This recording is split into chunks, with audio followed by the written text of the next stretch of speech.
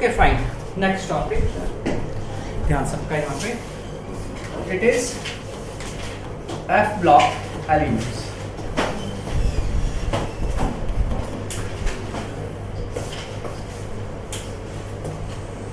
ठीक है fine. F block elements की अगर हम बात करते हैं तो F block elements are also called inner transition elements. Inner transition elements, inner transition elements, इनकी जनरल इलेक्ट्रॉनिक कॉन्फ़िगरेशन है ns2 n-1 d 0 to 1 n-2 f1 to 40. This is general electronic configuration of F block elements, जिनको हम inner transition elements बोलते हैं। Is that clear to all? ठीक है fine. आप chemistry पढ़ रहे हो ना, केमिस्ट्री? ओके फाइन, ठीक है फाइन। आप भी ओके, चलो ध्यान दो सारे। सो इनर ट्रांजिशन एलिमेंट्स की अगर हम बात करते हैं, इनमें हमारे पास एफ सब शेल जो होती है, इनमें जो हमारे पास एफ सब शेल होती है, जो एफ सब शेल होती है वो पार्शियली फिल्ड है। समझ आ गई? ग्राउंड स्टेट में भी और ऑक्सीडाइज स्टेट में भी। ग्राउंड स्टेट यानी कि जब इलेक्ट्रॉन ना लॉस हुए हैं ना गेन। समझ आ गई? ना इलेक्ट्रॉन लॉस हुआ है ना gain, that is called its ground state. Is that clear to all fine? Oxidize state यानी कि इलेक्ट्रॉन लॉस हो चुके हैं। चाहे इलेक्ट्रॉन लॉस हुए हों चाहे इलेक्ट्रॉन लॉस ना हुए, डज नॉट मैटर, कुछ नहीं मैटर करता। अगर वो एफ सब शेल पार्शियली फिल्ड है, एफ सब शेल का मतलब क्या है? एफ सब शेल के अंदर कितने ऑर्बिटल्स आते हैं? 7 ऑर्बिटल्स, 1 2 3 4 5 6 7 ऑर्बिटल्स। अगर ये फुल्ली फिल्ड है तो वो ट्रांजिशन एलिमेंट नहीं होना चाहिए, पार्शियली फिल्ड है तो वो ट्रांजिशन एलिमेंट होना चाहिए, चाहे ग्राउंड स्टेट में चाहे oxidized state. Is that clear to all fine? That element is called inner transition elements. समझ आ गई? दो एलिमेंट्स ऐसे हैं जिनका एफ सब शेल फुल्ली फिल्ड है, लेकिन वो फिर भी इनर ट्रांजिशन एलिमेंट्स है क्योंकि उनकी प्रॉपर्टी इनर ट्रांजिशन एलिमेंट के साथ मैच कर रहा है। ठीक है फाइन। एक लॉरेंशियम है और एक ल्यूटिशियम, लॉरेंशियम एंड ल्यूटिशियम, ये दो एलिमेंट्स हैं जिनका जो लास्ट है एफ सब शेल है वो फुल्ली फिल्ड है, still they are transitional. Is that clear? समझ आ गई बात? समझ आ गई? इनर ट्रांजिशन एलिमेंट्स क्लियर है ना? अगर आपको कोई डेफिनेशन पूछता है इनर ट्रांजिशन एलिमेंट्स की तो क्या डेफिनेशन होगी? एफ सब शेल पार्शियली फिल्ड, एफ सब शेल पार्शियली फिल्ड। हाँ जी, यही पूछे। लॉरेंशियम और ल्यूटिशियम ऐसे एलिमेंट हैं जिनकी एफ सब शेल फुल्ली फिल्ड है, still they are transition elements. Is that clear to all fine? Is that clear to all fine? Now जो ये है, इसमें दो सीरीज आती हैं, एक होती है lanthanum series, one is lanthanum series जो कि एटॉमिक नंबर 57 से शुरू होती है और 71 तक जाती है। एटॉमिक नंबर 57 से लेके 71 तक जितने भी एलिमेंट्स हैं दे आर कॉल्ड लेंथनम। ठीक है फाइन। इनमें जो n होता है, ये n दैट इज 6, अगर n 6 है तो d 5 है और f 4 है। क्यों? क्योंकि n 6 है तो n-1 यानी कि 5 d है, n-2 यानी कि 6 - 2 4 f है। Is that clear? तो लेंथनम या लेंथेनाइड्स इनको हम बोलते हैं, लेंथनम से स्टार्ट होते हैं इसलिए मैंने लेंथनम लिख दिया। लेंथेनाइड्स जो होते हैं इस केस में लेंथेनाइड सीरीज में 57 से स्टार्ट होता है और 71 तक एटॉमिक नंबर जाता है, यानी कि 57 एटॉमिक नंबर से लेके 71 एटॉमिक नंबर तक जितने भी एलिमेंट्स होंगे वो सारे क्या होंगे? लेंथेनाइड्स। क्या होंगे? लेंथेनाइड्स। समझ आ गई बात? और सारे लेंथेनाइड्स में इलेक्ट्रॉन कहां पे फिल हो रहा है? 4f सब शेल। कहां फिल हो रहा है? 4f सब शेल। इनमें जो 4f सबशेल है दैट इज पार्शियली फिल्ड। समझ आ गई बात? ठीक है, फाइन। अगर हम दूसरी सीरीज की बात करते हैं उसको बोलते हैं एक्टिनाइड सीरीज।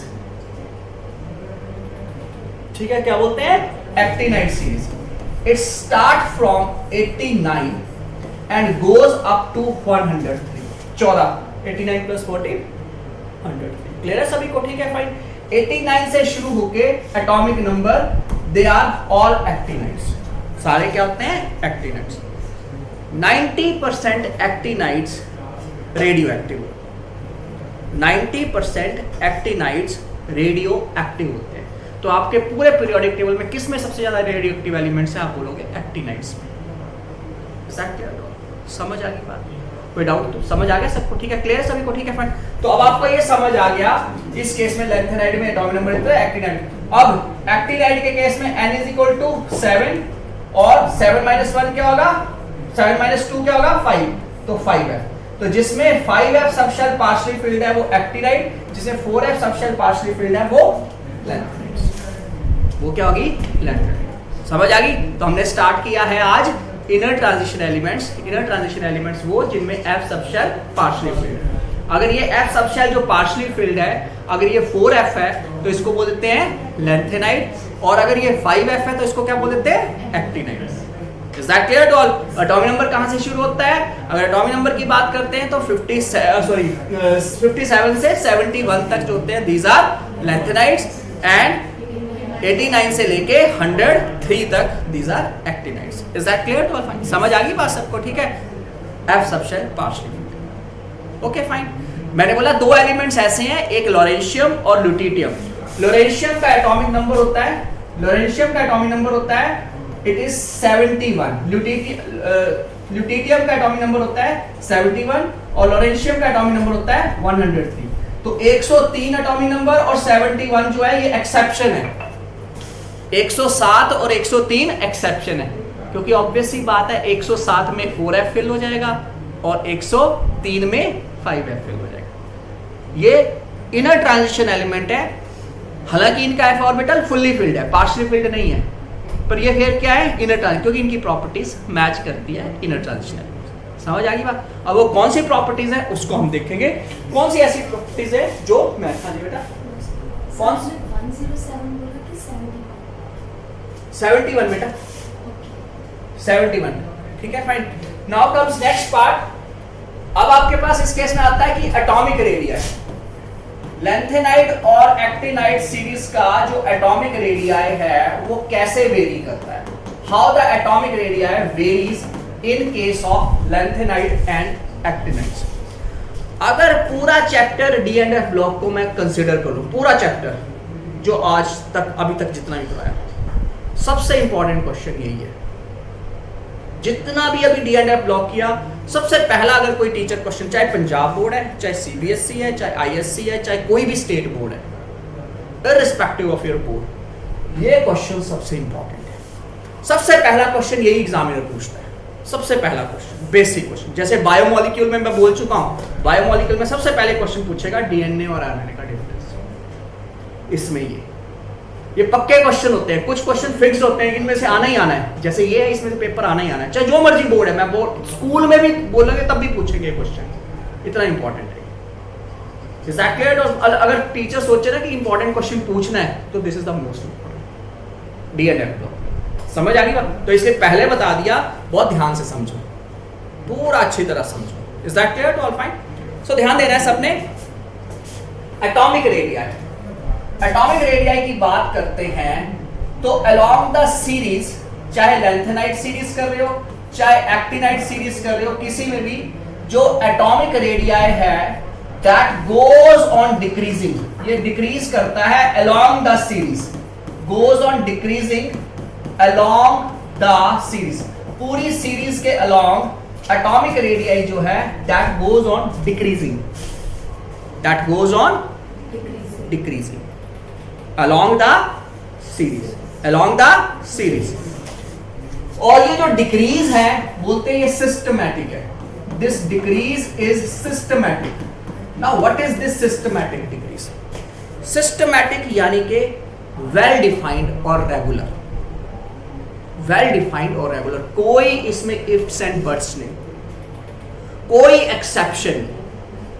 अगर आप डी ब्लॉक एलिमेंट की बात करते हैं तो उसमें मैंने बताया कि अलोंग द सीरीज मिडल तक रेडियाई कम होता है, मिडल के बाद सेम हो जाता है, ये मैंने बताया। जिनको नहीं पता डोंट वरी, जब करेंगे तब। लेकिन ये हर में कुछ ना कुछ एक्सेप्शन है, केमिस्ट्री में काफी एक्सेप्शंस होती हैं, ये एक ऐसा टॉपिक है इसमें कोई एक्सेप्शन नहीं है।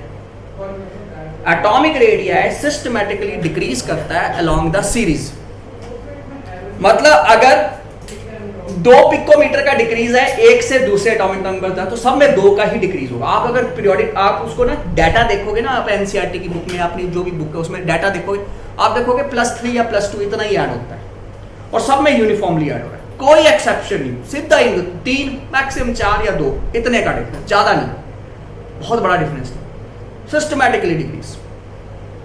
समझ आ गई क्यों? ये जो सिस्टमैटिक डिक्रीज हो रहा है अलोंग द सीरीज, इसी में क्यों? डी में तो बोला नहीं मैंने, डी में मैंने बोला नहीं मिडिल तक कम होगा बाद में सेम हो जाएगा, इसमें तो नहीं मैं बोल रहा हूं। इसमें क्यों नहीं बोल रहा हूं? क्योंकि हम जानते हैं हमारे पास चार ऑर्बिटल्स एग्जिस्ट करते हैं। हमारे पास कितने ऑर्बिटल एग्जिस्ट करते हैं? 4, S P D F, S P D F। ये जब भी ऑर्बिटल है, ऑर्बिटल में तो इलेक्ट्रॉन होते हैं, हम सब जानते हैं। ऑर्बिटल है क्या? ऑर्बिटल जहां पे इलेक्ट्रॉन है, यही होता है ना ऑर्बिटल। ऑर्बिटल वो जहां पे इलेक्ट्रॉन होते हैं, दिस इज ऑर्बिटल, यही होता है ना। तो एस ऑर्बिटल जो होता है वो गोल होता है, स्फेरिकल होता है, फुटबॉल की तरह होता है, बिल्कुल गोल।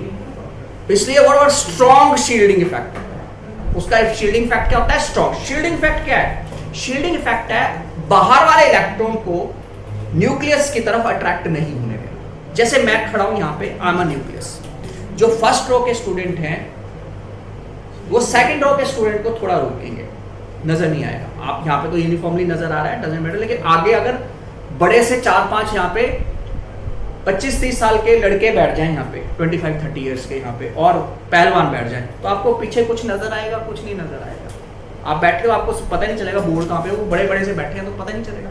समझ आ गई बात? उनका शील्डिंग इफेक्ट ज्यादा है, उनका शील्डिंग इफेक्ट ज्यादा है। एस ऑर्बिटल हट्टा कट्टा है, उसका शील्डिंग स्क्रीनिंग इफेक्ट बहुत ज्यादा है। Is that clear to all? Fine.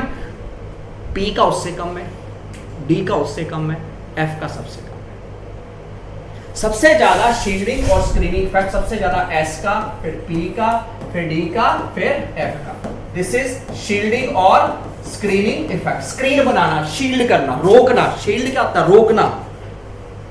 Shield is to stop. समझ आ गई बात? तो शील्डिंग इफेक्ट सबसे ज्यादा किसका? एस का। सबसे पुअर किसका? एफ का। सबसे पुअर किसका? एफ का। अगर आप कॉन्फ़िगरेशन को देखो, हम फिर से कॉन्फ़िगरेशन पे आ जाते हैं। हमने जब कॉन्फ़िगरेशन को देखा तो इलेक्ट्रॉन ऐड कहां हो रहा है? इलेक्ट्रॉन ऐड हो रहा है एफ में। अगर ये 6 है तो ये 5 होगा और ये 4 इनर है, 5 आउटर है, 4 और आउटर है। Is that clear to? समझ आ गई बात? देखो इलेक्ट्रॉन को फिल करने के लिए 4f के पहले फिल कर दिए। समझ आ गई बात? ठीक है फाइन। इलेक्ट्रॉन जो s के 6s के पहले फिल कर दिए, लेकिन अब इस केस में इलेक्ट्रॉन फिल 4f में हो रहे हैं। आउटर क्या है? 6s। आउटर क्या है? 6s। 6 बाहर होगा ना, देखो ना, 6th शेल सबसे बाहर होती है, 5th उसके अंदर, 4th उसके अंदर, ऐसे होता है ना, first shell, second shell, third shell, 4th, 5th, 6th। तो 6s है, 6s क्या हो जाएगा? आउटर। 4f इनर है, इनर ही होगी ना। पहले 1 आएगी, फिर 2 आएगी, फिर 3 आएगी, 4 आएगी। हमने इलेक्ट्रॉन भरने जो है वो एनर्जी के अकॉर्डिंग भरे हैं, लेकिन है आउटर 6 ही। आउटर क्या है? 6s। इलेक्ट्रॉन किस में ऐड हो रहा है? 4f में। आउटर क्या है? 6s। इलेक्ट्रॉन किस में ऐड हो रहा है? 4f में। आउटर क्या है? 6s। तो जब इलेक्ट्रॉन ऐड हो रहा है तो शील्डिंग इफेक्ट बढ़ना चाहिए, पर बेचारा कमजोर है, एफ सबशेल कमजोर है, क्योंकि उसका शील्डिंग और स्क्रीनिंग इफेक्ट पुअरेस्ट है। समझ आ गई? तो वो स्क्रीन नहीं कर पाया, वो शील्ड नहीं कर पाया, क्योंकि उसका स्क्रीनिंग इफेक्ट क्या है? पुअर। वो रोक नहीं पाया। उसने रोकना था लास्ट वाली शेल के इलेक्ट्रॉन को न्यूक्लियस से रोकना था, पर वो रोक नहीं पाया। क्यों? क्योंकि पुअर है, वो अंदर है, 4f अंदर है, इलेक्ट्रॉन अंदर ऐड हो रहे हैं। 6s फिल हो चुका है, बाहर वाला फिल हो चुका है। बड़ा बड़ा सिंपल सी बात है कि आप बैठ चुके हैं पीछे और यहाँ पे पहलवान आगे बैठ गए, यहाँ पे वो आपसे आगे बैठ रहे हैं।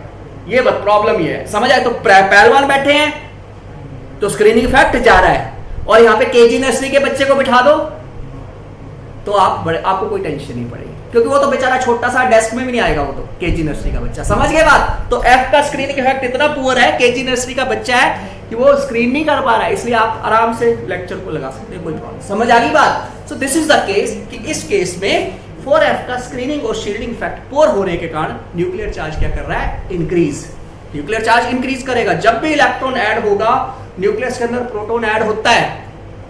जब भी, अरे एटॉमिक नंबर बढ़ रहा है भैया, तो एटॉमिक नंबर बढ़ रहा है तो न्यूक्लियस के अंदर प्रोटॉन बढ़ रहे हैं और बाहर क्या बढ़ रहे हैं? इलेक्ट्रॉन्स।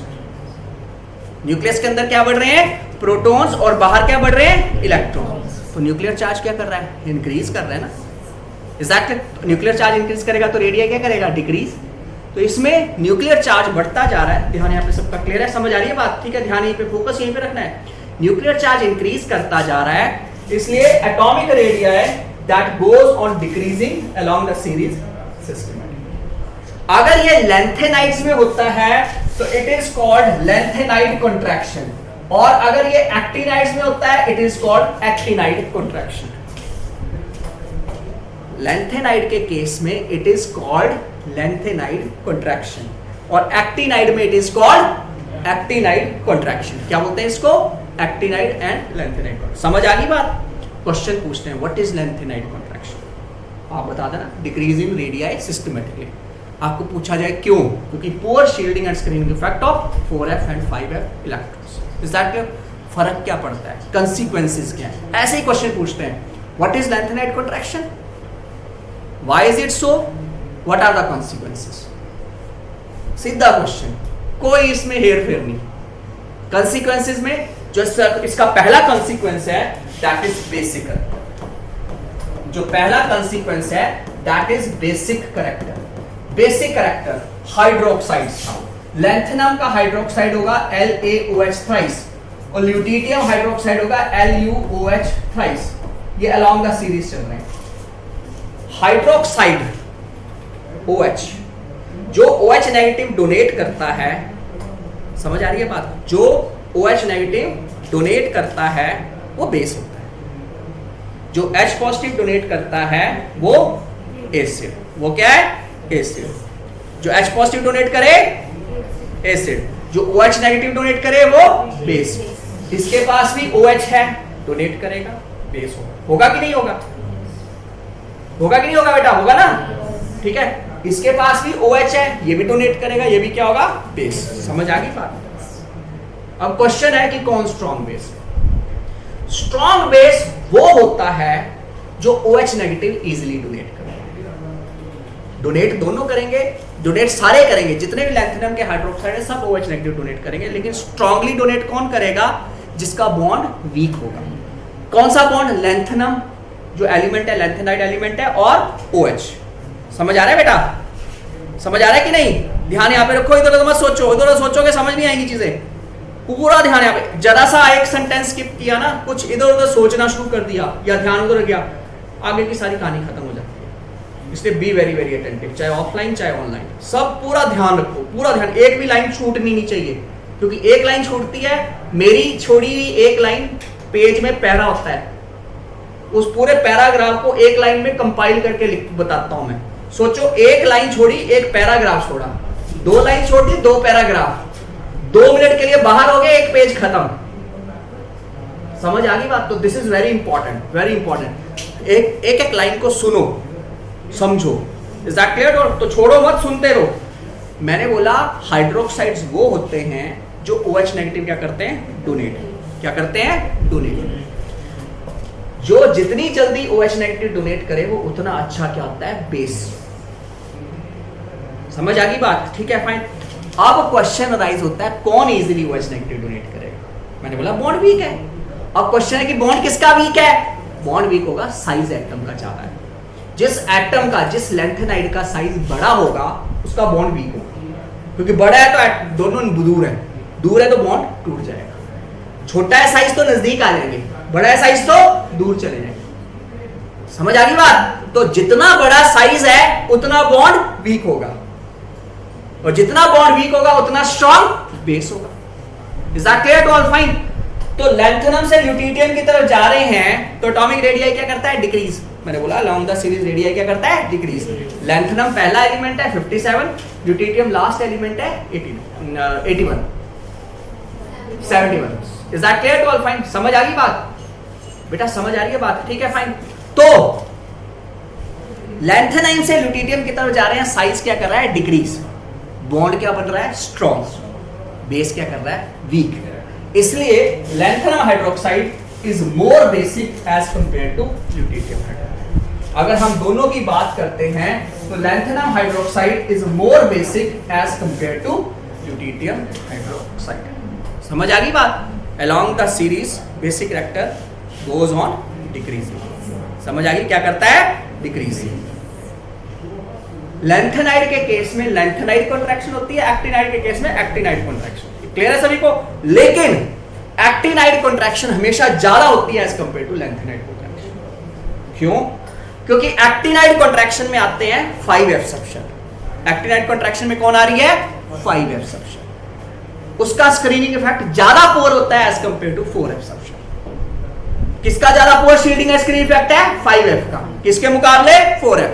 तो जिसका पुअर है शील्डिंग इफेक्ट, उसका न्यूक्लियर चार्ज क्या होगा? ज्यादा। Is that clear to all? उसका न्यूक्लियर चार्ज क्या होगा? ज्यादा। Is this clear to all? समझ आ गई बात? जिसका स्क्रीनिंग इफेक्ट पूरा होगा उसका न्यूक्लियर चार्ज क्या होगा? ज्यादा। तो 5F का स्क्रीनिंग इफेक्ट क्या है? ज्यादा poor as compare to 4F। Is that clear to all? इसलिए न्यूक्लियर चार्ज ज्यादा किस में होगा? एक्टिनाइड में as compare to lanthanide. Is that clear to all? समझ आ गई बेटा बात? सब कोई डाउट तो नहीं है? सबको क्लियर है? ठीक है, फाइन। सो नाउ ये अब आपको समझ आ गया कि हाँ ये बेसिक है। पहला कैरेक्टर क्या कंसीक्वेंस है? Basic character. दूसरा कंसीक्वेंस, सेकंड कंसीक्वेंस इसका ये है कि सेपरेशन। अगर आपने एलिमेंट्स को सेपरेट करना है तो उनका साइज डिफरेंट होना चाहिए। साइज डिफरेंट है तो फिजिकल प्रॉपर्टीज डिफरेंट है। फिजिकल प्रॉपर्टी डिफरेंट है यानी कि boiling point different, melting point different, इस तरह की प्रॉपर्टीज डिफरेंट। जितना प्रॉपर्टीज में डिफरेंस होगा, जितना प्रॉपर्टीज का डिफरेंस होगा उतना separation easy. Is that clear to all? Fine. Now comes next part, third part, कि इस केस में जो दो एलिमेंट्स आते हैं उनका एटॉमिक रेडियस जो होता है दैट इज ऑलमोस्ट सेम। दो एलिमेंट्स का रेडियस सेम हो जाता है due to lanthanide and actinide contraction. दो एलिमेंट, एक जिरकोनियम और एक hafnium. Zr for zirconium, HF for hafnium. Zirconium और हैफनम का साइज क्या हो जाता है? सेम। क्यों सेम हो जाता है उसका ध्यान दो। जिरकोनियम और हैफनम में, जिरकोनियम से जब हम हैफनम की तरफ जाते हैं, हैफनियम बोलते हैं HF, उसमें इनर होते हैं 4F इलेक्ट्रॉन। 4F फिल होने के बाद इलेक्ट्रॉन फिल होते हैं D सबशन। समझ आ गई बात? तो 4F का स्क्रीनिंग इफेक्ट क्या होता है? पुअर। न्यूक्लियर चार्ज क्या कर जाता है? इंक्रीज। अगर आपको थोड़ा सा याद हो तो मैंने बोला था जब हम सेकंड से थर्ड ट्रांजिशन सीरीज में जाते हैं तो रेडियाई बराबर होता है, यही बताया था। यही लैंथेनाइड कॉन्ट्रैक्शन, वही सेम चीज बता रहा हूँ। ठीक है, जिनको नहीं पता चला डोंट वरी, क्योंकि ये लैंथेनाइड एक्टिनाइड ये हमने किया था ट्रांजिशन एलिमेंट्स में, बट आपने याद रखना है, जब करवाऊंगा तो ये फिर समझ आ जाएगा। ठीक है, fine. Is this clear to all? Fine. समझ आ गई बात? सो नाउ कम्स, अब आपको पता चल गया लैंथेनाइड कॉन्ट्रैक्शन क्या है, एक्टिनाइड कॉन्ट्रैक्शन क्या है, कॉन्सिक्वेंसेस क्या है, रीजन क्या है। अब आता है अगला topic in the oxidation state. अगला topic oxidation state. Oxidation state की अगर हम बात करते हैं तो ऑक्सीडेशन स्टेट जो लैंथेनाइड्स की होती है, लैंथेनाइड्स की अगर हम बोलते हैं, लैंथेनाइड्स की जो ऑक्सीडेशन स्टेट्स हैं दैट इज ओनली 3, +2, +3, +4। अगर एक्टिनाइड्स की बात करते हैं तो एक्टिनाइड्स की जो ऑक्सीडेशन स्टेट है दैट इज +2, +3, +4, +5, +6 एटसेट्रा। इतनी ऑक्सीडेशन स्टेट्स हैं। +2, +3, +4 प्लस ज्यादा। लैंथेनाइड के केस में सिर्फ 3 ऑक्सीडेशन स्टेट है, +2, +3, +4। एक्टिनाइड में ज्यादा क्यों है? क्योंकि एक्टिनॉइड्स के केस में SPDF का जो एनर्जी गैप है दैट इज वेरी लेस। जो एक्टिनाइड्स हैं उसमें S, D और F का जो एनर्जी गैप है ना, आपस का energy gap, that is very less. क्योंकि एनर्जी गैप कम है इसलिए S के इलेक्ट्रॉन भी जाते हैं, P के, D के भी जाते हैं और F के भी जाते हैं, इसलिए नंबर ऑफ ऑक्सीडेशन स्टेट्स क्या है, ज्यादा। समझ आ गई बात? समझ आ गई बात? लेकिन लैंथेनाइड के केस में ये गैप ज्यादा है, मतलब S के 2 लॉस हो जाएंगे, ज्यादा से ज्यादा D का 1 लॉस हो जाएगा, तो ऑक्सीडेशन स्टेट क्या होगी, +2 +3, कुछ हद तक एक F का +4। समझ आ गई बात? ठीक है, फाइन। नाउ इनमें जो hire more stable oxidation state होती है, हमेशा याद रखना लैंथेनाइड के केस में या एक्टिनाइड के केस में, it is more stable is +3। +3 is always more stable as compare to +3, +4 and +2। समझ आ गई बात? ठीक है, अगर +3 ज्यादा है तो अगर +4 को +3 में कन्वर्ट होना है तो ये इलेक्ट्रॉन गेन करेगा, यानी कि दूसरा क्या करेगा, लॉस, यानी कि दूसरा क्या हो जाएगा, ऑक्सीडाइज। तो ये क्या होगा, ऑक्सीडाइजिंग एजेंट। समझ आ गई?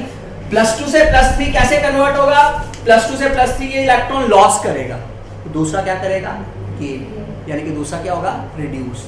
दूसरा क्या होगा, रिड्यूस। तो ये क्या करेगा, reducing agent. Is that clear to all? समझ आ गई बात सबको? कोई डाउट? सबको क्लियर है? ठीक है, fine. So okay fine, this is all about this topic.